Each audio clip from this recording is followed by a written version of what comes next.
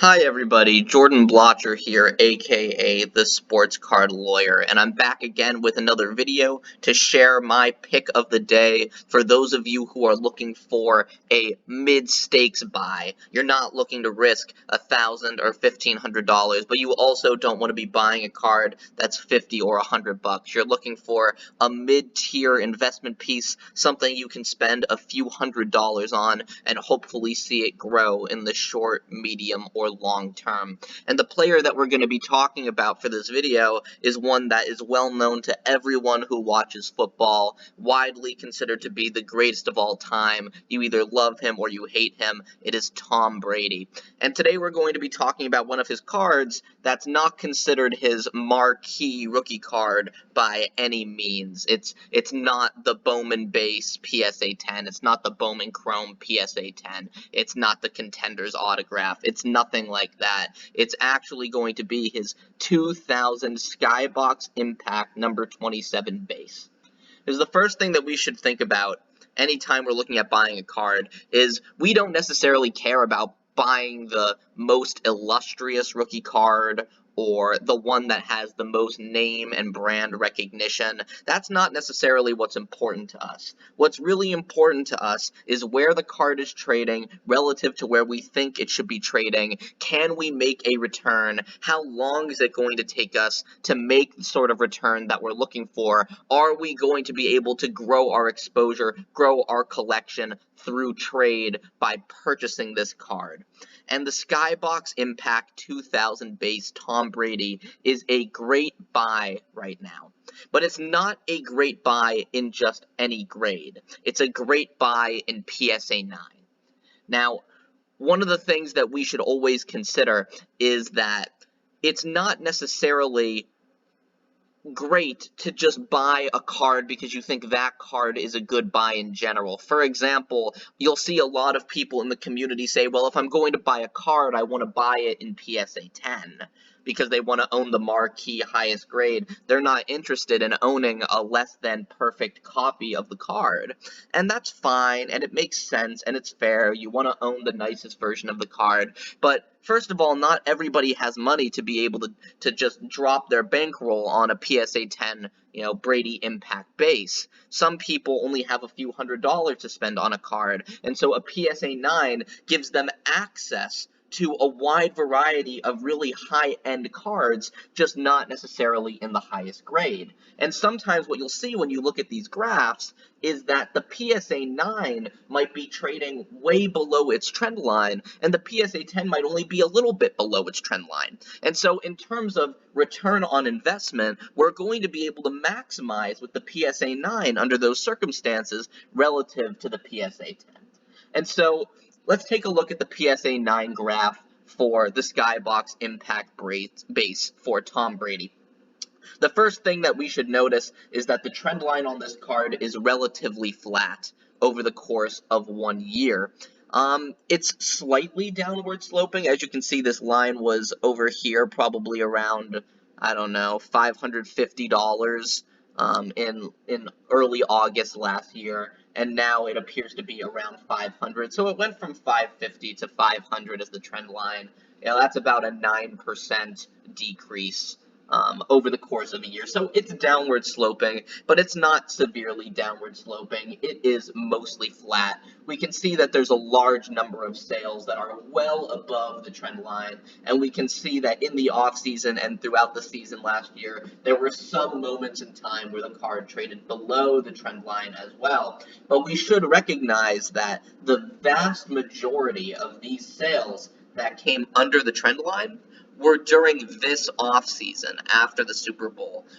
Right over here, I mean, this was the playoffs. The card was trading above trend line, a flat trend line, and then the offseason happened, and now the card is trading below trend line, which should suggest to us that this card is a great potential offseason buy. So let's take a look at where the card is trading right now. It's trading at $375. We have a trend line that is right at $500. So to calculate how low the card is trading relative to its trend line, we're going to do some basic math. We're going to do our 375 divided by 500. and we'll see that the card is currently trading at 75% of its trendline value. Now, remember, if we're going to buy a card like this, we're buying it with the understanding that the card could go back to its trend line, and when it does, we will be able to sell or trade it at a profit. If the card were to go back to its trend line and go from $375 to $500, if we were to sell it, we're probably only going to be able to achieve 90% of the value of the card on average, given that we're either going to have to pay fees through eBay or we're going to have to be willing to give a discount to liquidate in a Facebook group or something like that.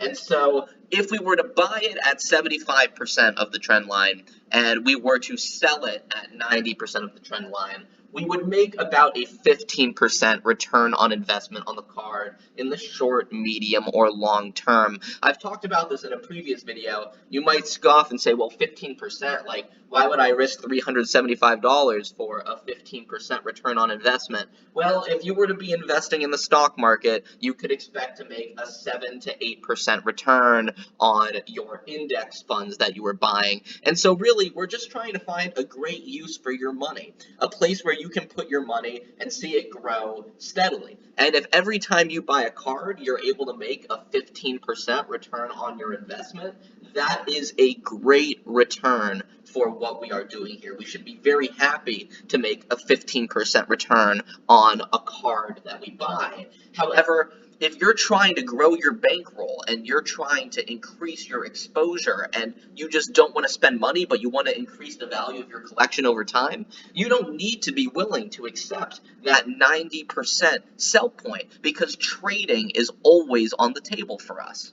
So when we trade, we understand that we're going to be able to either get the full comp value of the card at the time of the trade, or we're going to even be able to get 5 to 10% more depending on how hungry the market is. Because if the card has gone up 25% from 75% and rose back to its trend line, that means that something good is going on for Tom Brady. Either the market is excited about him, or he is performing well, or he's just naturally risen back to the point where he should be based off of his trend line, and that means players are going to be willing to give something up to get him.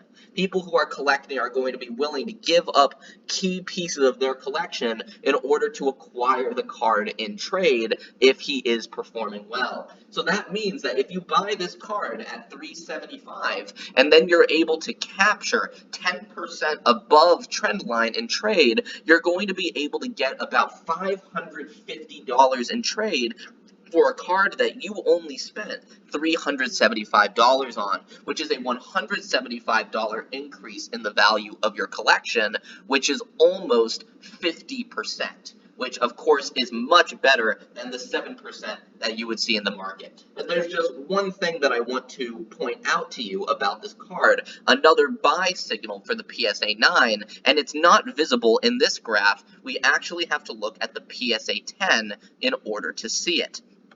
So when you look at the PSA 10 graph, you'll notice that in the last week and a half or so, the last two sales are trending upwards. We had this sale at $1,700. The card bottomed out at $1,337, way below trend line. I mean, this is a card that has a trend line of around $2,100, and we had a sale at $1,337. So whoever bought that card at $1,337, they found an amazing buy.